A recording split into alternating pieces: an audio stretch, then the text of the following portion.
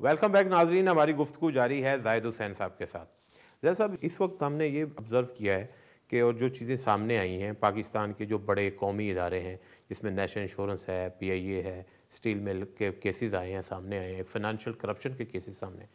आपने जिस तरह एक बड़े इदारे को हेड किया है, आप समझते हैं कि एक तो आपने बैड गवर्नेंस का बताया है, फिर उसके बाद आप देख रहे हैं कि बड़े वो पॉपुलर डिसीजन लेना जो है वो मुश्किल होता है। अभी इन जो नाकामियाँ जो इन इदारों में एक प्रॉब्लम आई है, इसको आप किस तरह देखते हैं कि यहाँ पे भी इसी तरह की मसाइल थे? नहीं, इनके इनके मसाइल दूसरे होते हैं। मैं एक चीज़ बताऊँ आपको कि जैसे कि नेशनल इंश्योरेंस की बात कर रहे हैं, नेशनल इंश्योरेंस बड़ा अच्छा इदारा है।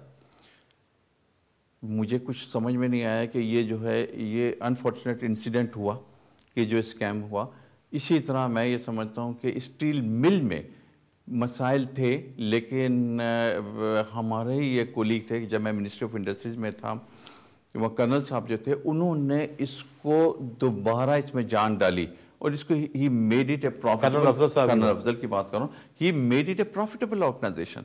बल्कि वो जब उनका इंतकाल हुआ तो ये प्रॉफिट में था। प्रॉफिट में था। तो मैं ये नहीं कह सकता कि जी इदारे जो है इसमें चेंजेस नहीं आ सकती, लेकिन ये कि एक आदमी जो इनसाइडर हो, जब बैठा हुआ 8-10 साल से वो समझ रहा हो, और हम जैसे लोग जैसे जाते हैं उनको 2 साल का टेन्योर है या 3 साल का टेन्योर है, इसमें ये मुश्किल होती है। वो फौरी तौर पर बड़े तौर से नहीं कर सकता, लेकिन वो तो 20 साल 20 साल से बैठे हुए थे, but he did it and I must appreciate. कई लोग ऐसे आते हैं कि जो इन चीज़ों को हैंडल नहीं कर पाते, वहाँ पे ये मिस। लेकिन PIA का तो केस डिफरेंट है, वो तो उसी एक कप्तान को उन्होंने जो है वो MD बनाया। तो आप समझते हैं कि क्या वो भी PIA को सही तरह नहीं समझ रहे थे? देखिए, एक चीज़ बताऊँ आपको कि मुझे इसका जो जहाँ तक सवाल है PIA का, मैं समझता हूँ कि PIA में थ्रू आउट एक मसला ये रहा है कि वहाँ पे करंट और अंडर करंट की बात होती है, government with in the government. वहाँ पे आपको इस कदर वहाँ पे ये है कि जी इन्फ्लुएंस बहुत नहीं, मैं बताऊँ कि ऑफिसर एसोसिएशंस का एक अलग मसला है, आपके यूनियन का अलग मसला है, आपके बाकी लोगों का अलग पायलट एसोसिएशन। तो ये मैंने कहा कि वहाँ पे फिर ये होता है कि ये मसले जो होते हैं वो काम नहीं करने देते। लेकिन जाहिद साहब, जो लीडरशिप होती है, जो इदारे को हेड कर रहा होता है, आफ्टर ऑल उसके लीडर होने का यही तो होता है कि वो इन सिचुएशन से कैसे निपटता है। देखिए, अगर वो सही नहीं निपट रहा तो इसका मतलब है कि वो उस लीडर बनने का हल नहीं। मीर साहब, आपने बड़ी खूबसूरत बात की कि मुझे किसी फॉरेन कंपनी वाले से बात कर रहा था मैं, मल्टीनेशनल से, उसने कहा कि even we pay the cost to buy industrial piece.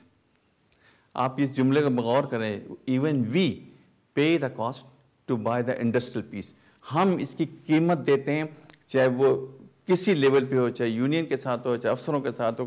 कीमत देने का मतलब है कि मुतालबात होते हैं, जायज़ भी नाजायज़ भी, जो कुछ भी होता है उसकी कीमत जो पॉलिटिकल इन्फ्लुएंस होते हैं उसमें नाजायज़ भी आते हो, इंटरनल हो एक्सटर्नल हो, उसकी कीमत उनको भी देनी पड़ती है। आप जब कीमत देने पे आते हैं तो आपके ऊपर 28 एजेंसीज काम कर रही हैं। आपको PAC में भी जवाब देना है, पब्लिक अकाउंट्स कमेटी में जवाब देना है, आपको सेनेट कमेटी में जवाब देना है, आपको नेशनल असेंबली की कमेटी में जवाब देना है। आप तो ये चीज़ें तो उनको भी होती होंगी? उनको नहीं होती।